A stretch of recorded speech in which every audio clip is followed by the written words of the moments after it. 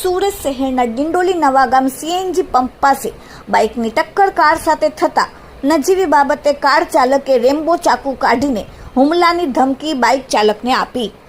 સુરત શહેરમાં તારીખ 23/6/2026 રોજ રાત્રે 10 વાગ્યાની આસપાસ ટુ વ્હીલર બાઇક ચાલક સૂરજ વિશ્વકર્મા નવાગામ ખાતે સીએનજી પંપ આગળ એક 4 વ્હીલર કાર સાથે ટકરાતા કાર ચાલક રવિ ભટકાએ બહાર આવીને ગાળાગાળી કરી ધમકી આપી. જ્યારે સૂરજે તેને ગાડી ધીમે ચલાવવાનું સમજાવતા કારમાંથી રેમ્બો છરી લઈને મારવાની ધમકી આપેલ, જેના સીસીટીવી ફૂટેજ સામે આવ્યા છે. તેમજ સુરત દ્વારા પણ તેનું રેકોર્ડિંગ કરવામાં આવ્યું છે મોબાઈલની અંદર.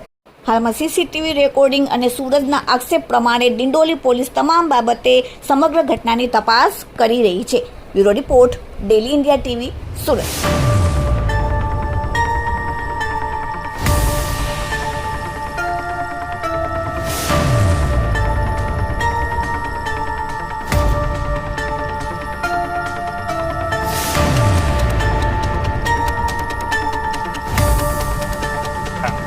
कल मालूम पड़ जाएगा ढिंडोली पुलिस स्टेशन से, ये लोग को भी मालूम पड़ जाएगा. मतलब गाड़ी में आया है ना, ये लोग भी मालूम पड़ जाएगा किधर का भाई है, वो भी मालूम पड़ जाएगा.